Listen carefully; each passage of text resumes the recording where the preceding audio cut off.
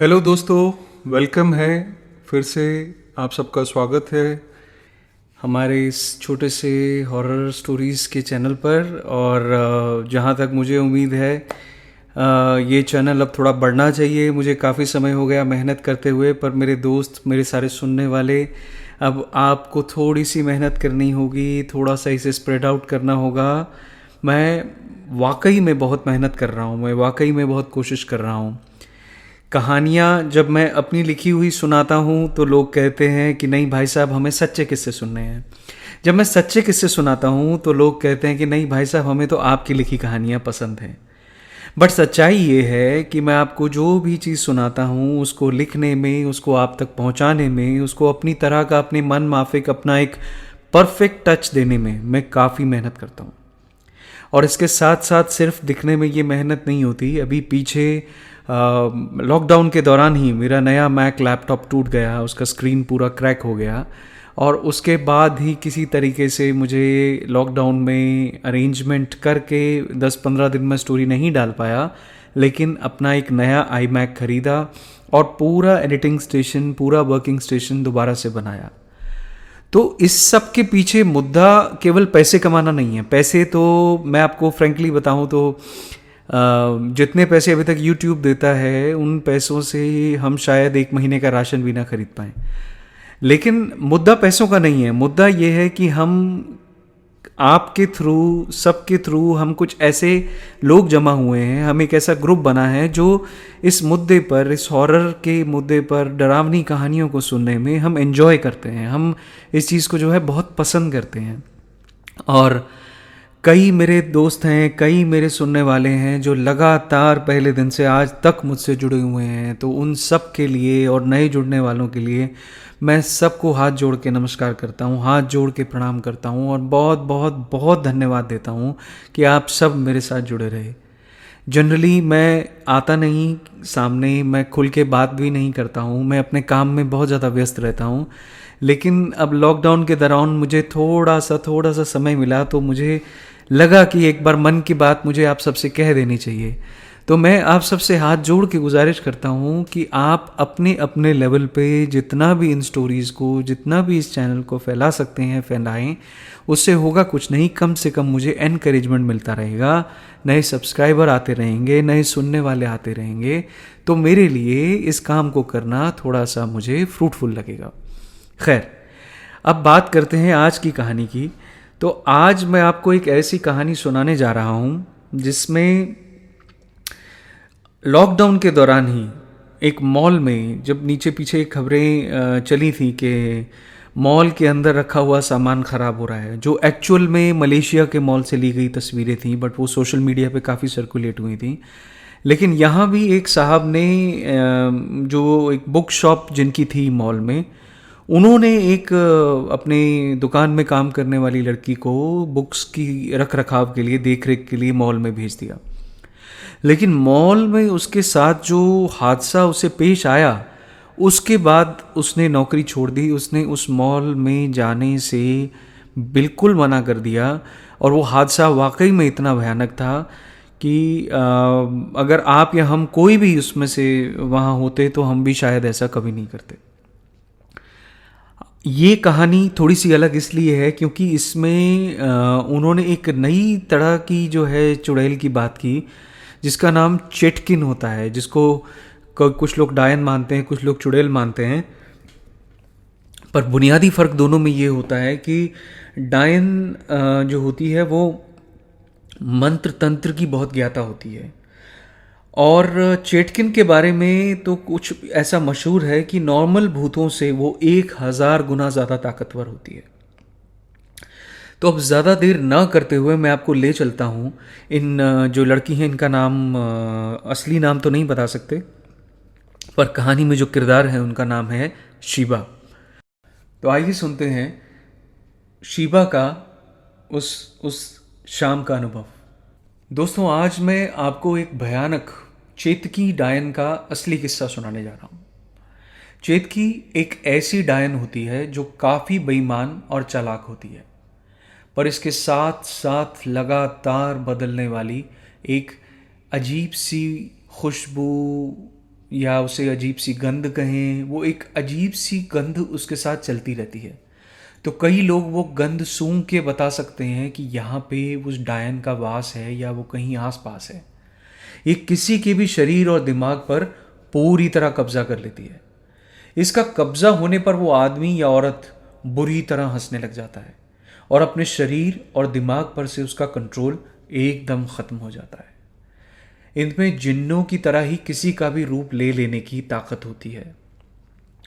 कई कई बार ये किसी को किसी की भी जानी पहचानी आवाज़ देकर बुलाती हैं। जो रिलीजियस डॉक्यूमेंट्स हैं, जो धार्मिक दस्तावेज हैं, उनके हिसाब से ये चिटकिन डायन किसी आम आत्मा की तुलना में 1000 गुना ताकतवर होती हैं। इसके मुकाबले किसी भी भूत की ताकत सिर्फ 1% ही होती है।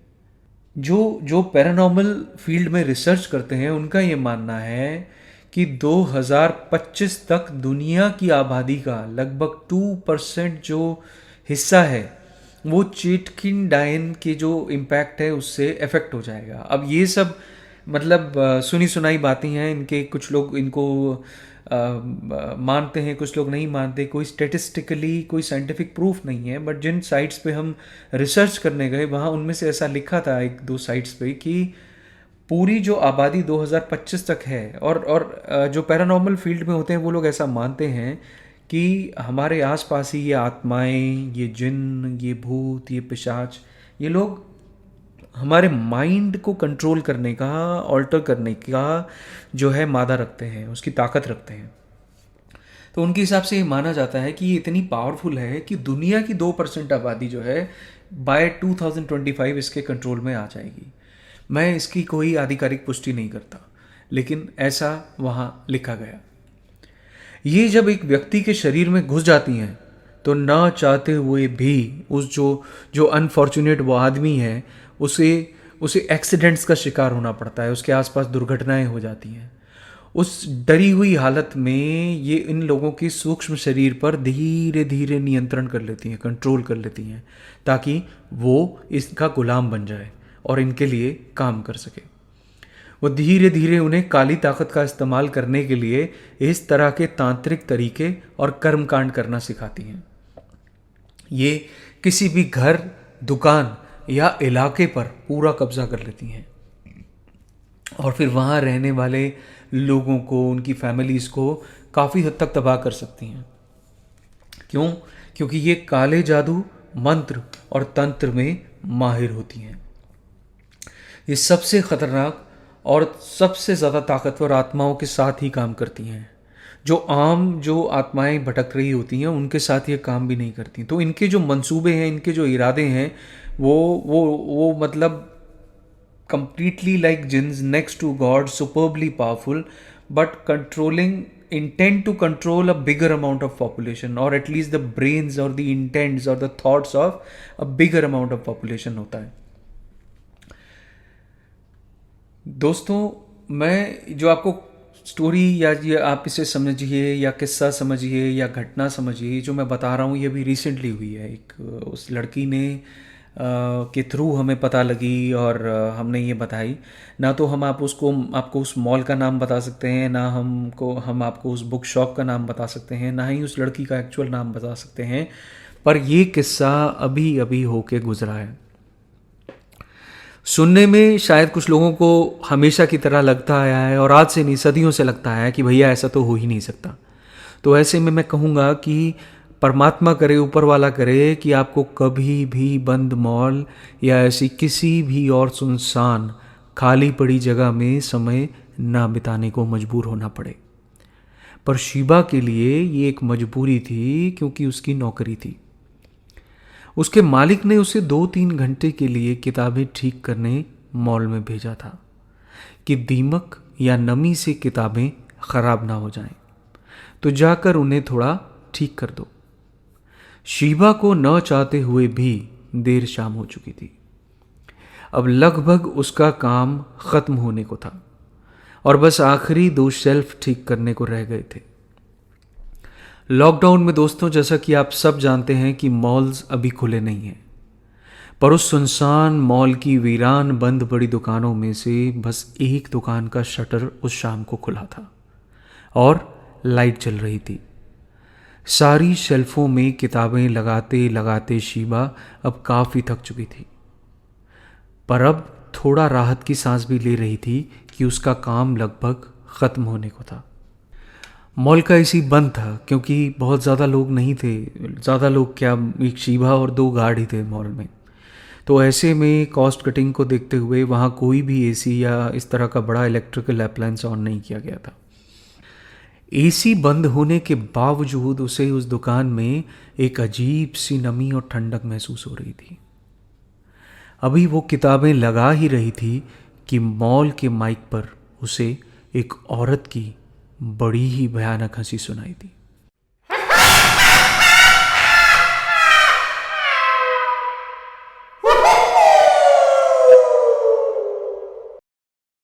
उसका दिल धक से रह गया और किताबों का बंडल जो उसके हाथों में था वो एकदम से जमीन पर आ गिरा। शक पकाई सी वो भाग कर दुकान से बाहर आई और उसने अपना फोन निकाला, पर फोन पर नेटवर्क नहीं आ रहा था। किसी को कॉल या मैसेज करके कुछ भी बताना बहुत मुश्किल था।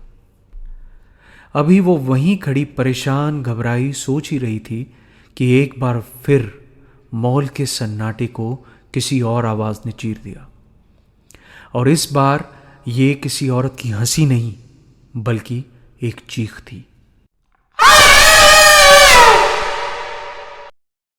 दोस्तों, ये चीख काफी तेज थी। सुनसान मॉल के माइक पर उस मॉल में किसी के ना होने से वो कई गुना और तेज गूंजी थी, इसलिए दहला सी गई थी। घबराकर उसने पूरी जान से मॉल के सिक्योरिटी गार्ड, जिनमें से एक दो अभी भी मजबूरी में अपनी ड्यूटी कर रहे थे, उनको आवाज़ लगाई तो एक गार्ड भागता हुआ ग्राउंड फ्लोर पर पहुंच गया और कुछ ही देर में किसी तरह दोनों, शीबा और गार्ड ने एक दूसरे को लोकेट कर लिया। इसके बाद शीबा अपने फ्लोर से एस्केलेटर्स लेकर भागती हुई गार्ड के पास पहुंची और दोनों एक साथ सिक्योरिटी रूम की ओर चल पड़े, क्योंकि वही एक जगह थी जहां से माइक पर पूरे मॉल में अनाउंसमेंट की जा सकती थी। इससे पहले कि वो दोनों वहां पहुंचते, पूरा मॉल एक बार और माइक पर रोंगटे खड़े कर देने वाली चीख से कांप गया। ये चीख इतनी भयानक थी कि उसे सुनकर गार्ड तो अपना डंडा फेंककर वहीं से पलटा और भाग गया, पर शीबा अब तक सिक्योरिटी रूम के काफी पास आ चुकी थी। उस पतले से गलियारे के मुहाने पर खड़े इस पल न तो उससे आगे बढ़ते बन रहा था और ना ही पीछे मुड़ते। एक पल के लिए तो वो बर्फ सी वहीं जम गई, पर इसके बाद धीरे धीरे आगे बढ़ के किसी तरह सिक्योरिटी रूम तक पहुंचकर उसने देखा तो वहां कोई नहीं था। मामला अब गहरा गया था। समझ नहीं आ रहा था कि जब वहां कोई नहीं है तो फिर चीख आई तो आई कहां से। मॉल में तो और कोई जगह नहीं थी जहां से माइक पर कुछ अनाउंस किया जा सके। शीबा को काफी घबराहट हो रही थी, पर फिर भी जाने कैसे उसने अभी तक अपनी हिम्मत बरकरार रखी हुई थी। किसी तरह कदम कदम कर वो वहां से निकली और सीधा गर्ल्स वॉशरूम में फ्रेश होने के लिए चली गई। जब वो अंदर के वॉशरूम से बाहर आकर हाथ धोने लगी तो सामने एक और भयानक वाकया, एक और भयानक रहस्य उसका इंतजार कर रहा था। मुंह धोकर जब उसने अपना चेहरा उठाया और सामने शीशे में देखा तो उसके पांव वहीं जम गए। मॉल के उस आलीशान शीशे में उसका अक्स नहीं बन रहा था। उसे अपना चेहरा, अपना शरीर शीशे में दिखाई ही नहीं दे रहा था। उसने पहले कभी भी ऐसा नहीं देखा या ऐसा नहीं सुना था, पर यहाँ इस सुनसान मॉल में जो घूम रही थी वो चेटकिन डायन थी। जो एक बहुत ही ताकतवर और ख़तरनाक डायन थी। हो न हो उस डायन ने ही शीबा का अक्स चुरा लिया था। अब लगभग पक्का हो चुका था कि उस मॉल में एक खून जमा देने वाली चिटकिन डायन खुली घूम रही है और शीबा और बाकी दोनों गार्ड उसके निशाने पर हैं। शीबा ने उसी पल सोचा कि उसे इसी टाइम मॉल से निकल जाना चाहिए। यहाँ से सीधा वो अपनी दुकान में जाएगी और वहाँ से अपना सामान उठाकर और बुक स्टोर का शटर डाउन करके अभी पहली फुर्सत में ही मॉल से निकल जाएगी। ये सोचकर वो तीर की तरह सीधी फर्स्ट फ्लोर पर अपनी दुकान में चली आई, पर वहाँ भी एक हिला देने वाला मंजर उसका इंतज़ार कर रहा था। उसकी दुकान की सारी किताबें जो उसने पूरे 3 घंटे लगाकर झाड़ फूंक कर ठीक करके शेल्व्स में लगाई थीं, अब वो उस बुक स्टोर की आलीशान छत के साथ ऐसे चिपकी हुई थीं जैसे किसी ने कील से ठोक दी हों। वो सारी किताबें जो उसने शेल्व्स में लगाई थीं वो अपने आप छत से जाकर चिपकी हुई थीं और सारे शेल्फ जो उसने कुछ देर पहले 3 घंटे लगाकर तरतीब से लगाए थे वो अब एकदम खाली थे। शीबा की किस्मत काफ़ी अच्छी थी कि तब तक वो भागा हुआ गार्ड भी उसे ढूंढता हुआ वापस उसकी दुकान पर लौट आया था और सीधा उसकी दुकान के बाहर आकर खड़ा हो गया था। पर अंदर का नज़ारा देखकर दोनों के पांव वहीं जम गए थे। उसने गार्ड की मदद से दुकान का शटर डाउन करने की कोशिश की तो ऐसा लगा किसी अनदेखी शैतानी ताकत ने उन पर हमला बोल दिया है। उस दुकान की सारी किताबें किसी मिसाइल की तरह उड़ उड़ कर उन दोनों की ओर आने लगी। फिर भी हिम्मत कर किसी तरह दोनों ने शटर बंद किया और अभी वहां से निकलने को ही थे कि एक दूसरे गार्ड की आवाज़ उस गहरे सन्नाटे में माइक पर गूंजी। वो गार्ड उन दोनों को बेसमेंट में बने फैमिली शॉपिंग मार्ट में आने को बोल रहा था। जो भी मॉल में जहां भी है सीधा बेसमेंट के फैमिली शॉपिंग मार्ट में पहुंच जाए। ये सुनकर उन दोनों के पास शायद कोई चारा नहीं था, क्योंकि दोनों में से कोई भी नीचे ड्यूटी पर बैठे गार्ड को अकेला छोड़कर जाना नहीं चाह रहा था। वो दोनों एक दूसरे के साथ हिम्मत करके सहमे हुए से बेसमेंट की ओर जाने लगे।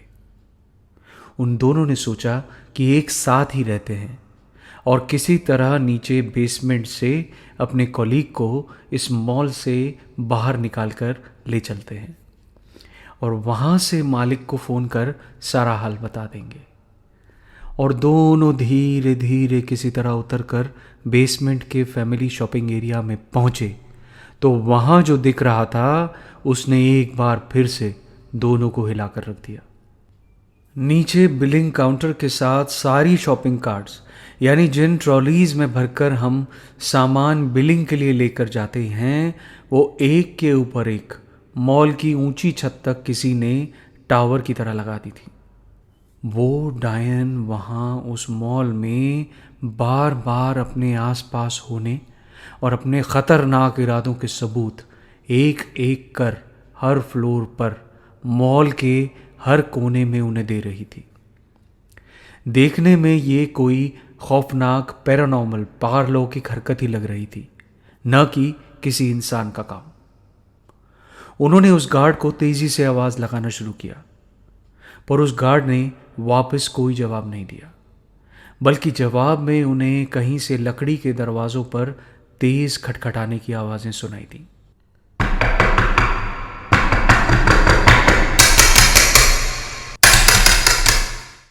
ये आवाज़ें और कहीं से नहीं बल्कि पीछे कोने में बने 3 ट्राई रूम्स के दरवाज़ों से आ रही थीं।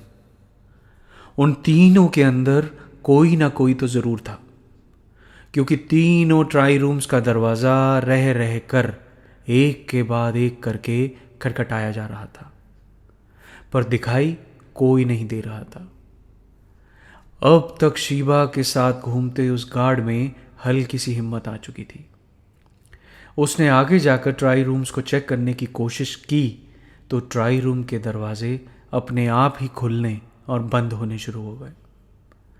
हर ट्राई रूम का दरवाज़ा बारी बारी खुलता और कोई ना कोई कपड़ा हवा में टंगा दिखता, और उसके बाद ट्राई रूम का दरवाज़ा खुद ब खुद ही बंद हो जाता था। गार्ड ने देखा तो तीनों ट्राई रूम्स में औरतों के कपड़ों का ढेर लगा था। अब तक भागकर शीबा भी वापस गार्ड के पास आ चुकी थी, पर तेजी से खुलते बंद होते दरवाजों में से एक झलक जब उसने देखा तो ट्राई रूम में लगे शीशों में अब भी शीबा का अक्स यानी रिफ्लेक्शन नहीं दिख रहा था। तभी उन दोनों को अपने पीछे से आहट सी सुनाई दी तो उनके पीछे वही गार्ड जिसकी आवाज़ सुनकर वो नीचे आए थे, वो कपड़ों के रैक्स के पास खड़ा एक एक रैक से उतार कर कपड़े पहन रहा था। एक के ऊपर एक करके उसने कई कपड़े पहन रखे थे, पर फिर भी वो और कपड़े ले लेकर पहनता जा रहा था। उन दोनों ने देखा तो उनकी आंखें फटी की फटे रह गईं। उस गार्ड की आंखें एकदम सफ़ेद हो चुकी थी और उसका कद पहले से काफ़ी बड़ा लग रहा था। तभी वो मुड़ा और उसने शीबा के साथ खड़े गार्ड को आवाज़ देकर कहा, क्यों मनोज, घर नहीं गया? ये सुनकर वो मनोज नाम का पहला गार्ड जो अभी तक किसी तरह शीबा का साथ दे रहा था, वो तेजी से बिना पीछे मुड़े वहां से तीर की तरह भाग लिया और उसके पीछे पीछे शीबा भी तेजी से ऊपर जाने वाले एस्केलेटर्स की ओर भाग चली। पर जैसे ही शीबा ने एस्केलेटर्स पर पांव रखा, एस्केलेटर्स चलने बंद हो गए। तब तक वो मनोज नाम का गार्ड बंद एस्केलेटर्स पर ही भागता भागता ऊपर ग्राउंड फ्लोर की ओर से कहीं आगे निकल गया था। पर अब शीबा से डर और घबराहट के मारे एस्केलेटर्स पर चढ़ा नहीं जा रहा था। वो एक बार फिर एस्केलेटर से उतरी और आगे का प्लान सोच ही रही थी कि तभी एस्केलेटर्स एक बार फिर चल पड़े। पर फिर से जैसे ही उसने एस्केलेटर्स पर पांव रखा तो वो फिर से बंद हो गए। ऐसे में ऊंची ऊंची एस्केलेटर पर चढ़ने से अच्छा उसने सोचा कि मॉल के साइड में बनी सीढ़ियों से निकल जाती हूं। एक ही मंजिल तो चढ़ना है, और ये सोचकर वो सीधा सीढ़ियों की ओर चली गई। जैसे ही वो सीढ़ियों में पहुंची तो उसके सर से पांव तक बिजली सी दौड़ गई। जल्दी में 2-3 सीढ़ियां चढ़ते ही उसने देखा तो सामने सीढ़ियों में वही गार्ड बैठा था जो अभी कुछ देर पहले अलग अलग रैक से कपड़े उतार कर पहन रहा था। अब शीबा को सामने देखते ही उसने गला फाड़कर तेज तेज हंसना शुरू कर दिया था, पर उसके गले से हंसने वाली जो आवाज़ थी जो निकल रही थी वो किसी मर्द की नहीं बल्कि किसी औरत की थी। उसका सफ़ेद आंखों वाला चेहरा अब पहले से भी कहीं भयानक हो चुका था और धीरे धीरे उसकी हंसी और भी खतरनाक हो चुकी थी। शीबा जितनी सीढ़ियां चढ़ी थी अब दीवार के साथ चिपकी सहमी हुई सी एक एक कर धीरे धीरे वो सीढ़ियां वापस उतर रही थी। उसे लगा कि मुड़कर एक बार किसी तरह उन्हीं एस्केलेटर्स तक पहुंच जाए तो फिर वो यहां से निकल पाएगी। लेकिन तभी शीबा के कंधे पर उसे एक ठंडा सा हाथ रखा महसूस हुआ। चल, हाँ, किताबें नहीं लगानी, पूरी दुकान उखड़ी पड़ी है। ये खून जमा देने वाली आवाज एक औरत की थी। उसने मुड़कर देखा तो उसके ठीक साथ एक भयानक डायन खड़ी थी जो और कोई नहीं बल्कि चेटकिन ही थी। वो चेटकिन शीबा का ही बड़ा भयानक रूप लिए हुई थी। शक्ल तो बिल्कुल शीबा की ही थी पर काफी खराब हो चुकी थी। पीछे से मॉल के माइक पर एक साथ हंसने और रोने की कई आवाजें आ रही थी।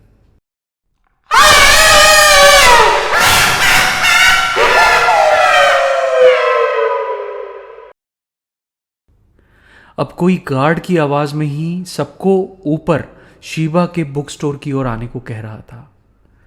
शीबा उन अंधेरी सीढ़ियों में उस भयानक गार्ड और चेटकिन के बीच खड़ी बुरी तरह कांप रही थी। सर से पैर तक उसका पूरा बदन सफेद हो चुका था। उसके हाथ दीवार के साथ और पैर फर्श से बुरी तरह चिपके हुए थे। तभी अचानक वो दोनों, वो भयानक गार्ड और डायन वहां से गायब हो गए। शीबा बिना एक पल भी गंवाए उन्हीं सीढ़ियों से ऊपर के फ्लोर यानी ग्राउंड फ्लोर की ओर पूरी जान लगाकर भागी। पर उसे सुनाई दिया कि कुछ कदम तेजी से उसका पीछा कर रहे थे और जनाना और मर्दाना दोनों आवाजों में उसका नाम पुकारा जा रहा था। शीबा, शिवा, शीबा। पर न तो वो रुकी और न ही उसने वापस मुड़कर देखा। भागते भागते वो सीधा मॉल के गेट पर पहुंची और जोर से राम राम सिया राम चिल्लाती हुई कूदकर मॉल से बाहर निकल गई। लॉकडाउन की वजह से मॉल के बाहर की सड़क भी सुनसान ही थी, पर इतने बुरे और खतरनाक अनुभव से निकलने के बाद शीबा वहीं फर्श पर बैठकर फूट फूट कर रोने लगी। रोते रोते मॉल के शीशे के दरवाजे की ओर उसकी नजर गई तो अब उसका अक्स बराबर उस शीशे में बन रहा था। थोड़ी देर बाद जब उसका मन कुछ संभला तो उसने ऑटो ढूंढने के लिए वहां से निकलकर चलना शुरू कर दिया। कुछ दूर चलने के बाद उसे घर जाने के लिए एक ऑटो मिल भी गया। ऑटो में बैठते ही एक बार फिर उसने राम का नाम लिया और उसकी जिंदगी बच जाने के लिए भगवान को धन्यवाद दिया। इसके साथ ही उसने सोच लिया था कि कुछ भी हो जाए अब वो इस मॉल या किसी भी और सुनसान जगह में कभी भी वापस कदम नहीं रखेगी। तो ये थी दोस्तों आज की कहानी। मैं उम्मीद करता हूँ आप सबको ये कहानी अच्छी लगी होगी। मेरा एफर्ट जो है फुलफिल होगा, आप सबको पसंद आएगा। और हाथ जोड़कर मेरी फिर से वही विनती कि इसे खूब लाइक करें, खूब शेयर करें, खूब सब्सक्राइब करें। इस चैनल को आप सबके सपोर्ट की बहुत ज़रूरत है। बीच में टीबी से ग्रसित होने के बावजूद मैं काम करता रहा, लेकिन कुछ भी करके मैं चैनल पर 6 महीने तक वीडियोस नहीं डाल पाया और उसकी वजह से हमारी रैंकिंग, हमारी व्यूअरशिप कुछ हद तक इफ़ेक्ट हो गई है। लेकिन जब से मैं लौटा हूँ मैं पूरी कोशिश कर रहा हूँ कि वीडियोस फ्रीक्वेंटली डलें और आगे मैं और कोशिश करूँगा कि वीडियोस और फास्टली डलें। तो मेरी हाथ जोड़ के यही विनती है कि आप जो है इन वीडियोस को देखते रहें और इनको लाइक करते रहें, क्योंकि ये ताकत सिर्फ आपके पास है, ये ताकत मेरे पास नहीं है। मेरे पास जो ताकत है वो मैं पूरी लगाकर आपके लिए कहानी लाता हूँ। इसके बाद जो है मैं आप सबके जो है डिसीजन पे, आप सबकी जजमेंट पे छोड़ता हूँ। लेकिन मुझे पता है कि आप सब मेरे फ्रेंड्स हैं, मेरे जेन्युइन फ्रेंड्स हैं और मेरे लिए इतना तो आप ज़रूर करेंगे।